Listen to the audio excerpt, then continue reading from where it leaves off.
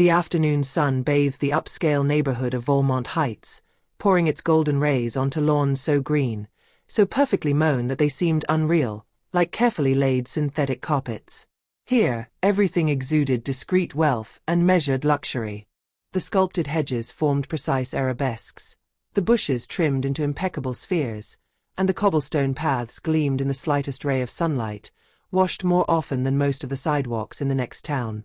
The residences competed in elegance, erecting immaculate facades with symmetrical lines and wrought iron balconies where flowered planters hung. The limestone walls seemed to never know dust, and the slate roofs reflected shards of obsidian under the blue sky. It was the kind of neighborhood where the houses had names engraved on brass plaques, but the neighbors barely called each other by their first names. The smiles of the inhabitants were polite masks, exchanged during brief morning meetings, greetings empty of warmth but full of propriety. Behind these perfect facades hid stories of silent rivalries, hushed judgments and arrogance camouflaged under refined manners. In this frozen setting, Hadrian Mendy stood out with his simple presence. A black man in his 40s, he was the reflection of a success that owed nothing to anyone. He stood, straight and serene, in front of the bay window of his modern villa, observing the infinity pool whose turquoise water seemed to blend with the horizon. His house, a masterpiece of contemporary architecture, was a harmonious assemblage of glass, steel and polished concrete. Large bay windows let in light, revealing open spaces, decorated with a sober and elegant taste. Clean lines, designer furniture, contemporary works of art hanging on the immaculate walls. Every detail bore witness to a journey marked by hard work, discipline and unwavering determination. Son of Senegalese immigrants, Hadrian grew up far from this ostentatious luxury. His father, a construction worker, and his mother, a housekeeper, had instilled in him the values of resilience and dignity. He started at the bottom, buying run-down buildings, renovating them with his own hands before starting his own real estate business. Today, he owned dozens of properties across the city, but he remained discreet, preferring the silence of facts to the vanity of appearances. Yet, despite his resounding success, he knew that some of his neighbors did not see the man behind this success. They first saw his skin color, an invisible but omnipresent filter. Among them, Mrs. Morel. Ms. Evelyn Morel, in her 50s, alone embodied the polite contempt that reigned in this type of environment. The widow of an influential lawyer, she lived in a Victorian-style house, inherited from a husband whose name she often mentioned as a title of nobility. Always dressed to the nines, her blonde hair carefully styled in a strict bun, she walked around the neighborhood with a gait that oozed the confidence of a woman convinced of her natural superiority. His garden was a theater of his vanity. Rare rose bushes in bright colors, classical statues carefully aligned, and a fountain of clear water that hummed constantly. But behind this impeccable decor hid a bitter woman, quick to judge and make condescending remarks, often disguised as compliments. She lived right next to Hadrian's house, separated by a simple white fence. A symbolic border between two worlds, that of inherited privilege and that of success built by strength of hand. On a summer Sunday morning, the air was warm, heavy with the scent of jasmine in bloom. Hadrian was getting ready to go out for his morning jog. Dressed in simple sports shorts and a black t-shirt, his headphones around his neck, he stopped in his tracks when he saw a surreal scene through the bay window. Ms. Morel and two of her friends were there, comfortably installed at the edge of her swimming pool. They wore chic swimsuits, sunglasses on their noses, glasses of white wine in their hands, luxury towels spread out on their personal deck chairs. They laughed loudly, carefree, as if they owned the place. The contrast was striking. The turquoise water reflected the sky, the white parasols spread offered shade, and in the middle of this perfect picture sat the quiet arrogance of Evelyn Morel. Hadrian took a deep breath. He walked forward calmly, crossing the exotic wooden terrace. His steps were measured, his gaze fixed on her. Hello, Mrs. Morel.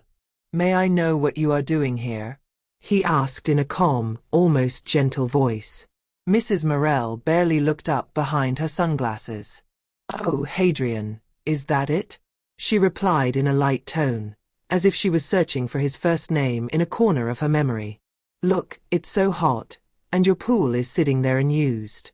I figured you wouldn't mind. After all, we are neighbors. Her friends chuckled softly, finding the situation amusing. A condescending smile stretched Madame Morel's thin lips, a pout satisfied with being at home without being invited. Hadrian remained impassive. It is private property. I will ask you to leave, please. Madame Morel burst into loud laughter. Private property? Let's see, in a neighborhood like this, we should share. Either way, you don't really seem to care about it. It would be too beautiful to remain unused, right? His words resonated in the heavy air, like an echo of poorly assumed privilege. Hadrian could have gotten angry, raised his voice, let the anger speak. But he didn't do it. He just nodded. All right. Enjoy your day. Then he turned on his heel, heading home. But behind his calm steps, a plan began to mature in his mind. He knew that true power did not lie in shouting or direct confrontation. It was time to respond to Arrogance with a lesson Ms. Morel would never forget.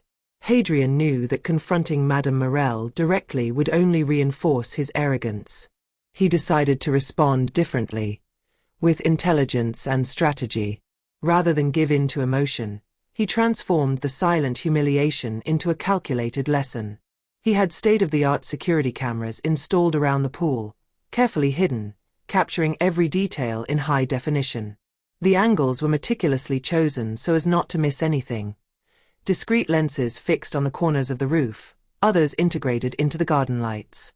Every movement would be recorded, every gesture, every condescending smile immortalized. But he didn't stop there. Hadrian contacted a bailiff to officially record the facts during the next intrusion. He wanted irrefutable, incontestable proof, which neither the sugary words nor the social privileges of Madame Morel could sweep away. A few days later, he threw a lavish reception to celebrate the signing of a major real estate deal, a transaction that confirmed his status as an accomplished businessman. The village shone brightly under the dim lights of the hanging lanterns. The reflection of the crystal glasses sparkling like captured the stars.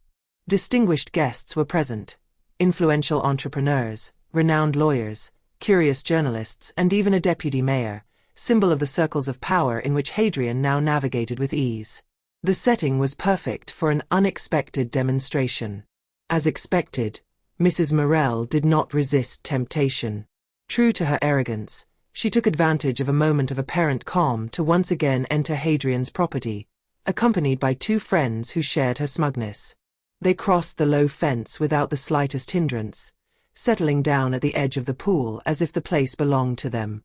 Shallow laughter arose, glasses of white wine in hand, their voices resounding with the confidence of those who think the rules don't apply to them. What they didn't know was that inside the villa, hidden screens were broadcasting live images from security cameras.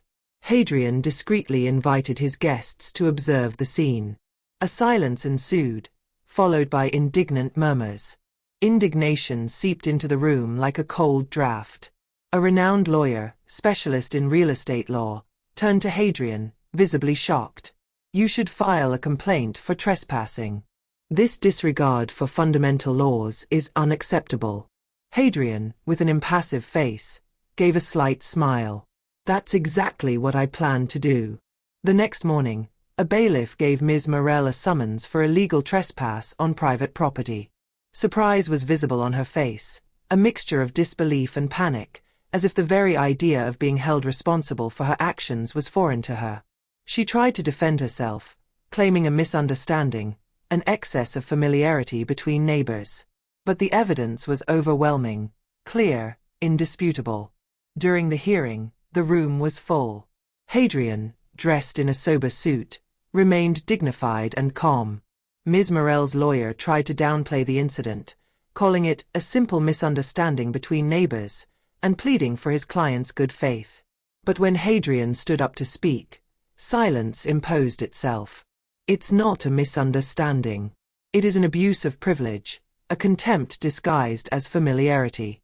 What you see as harmless is actually an expression of entitlement arrogance. Today, I demand justice, not only for myself, but to remember that respect is the basis of all cohabitation. His words, spoken in a calm but firm voice, resonated with undeniable force.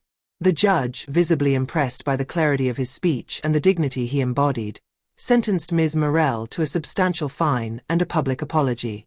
A few days later, the scene was surreal. Madame Morel, once so sure of herself, stood in front of Hadrian's house, surrounded by a few curious neighbors.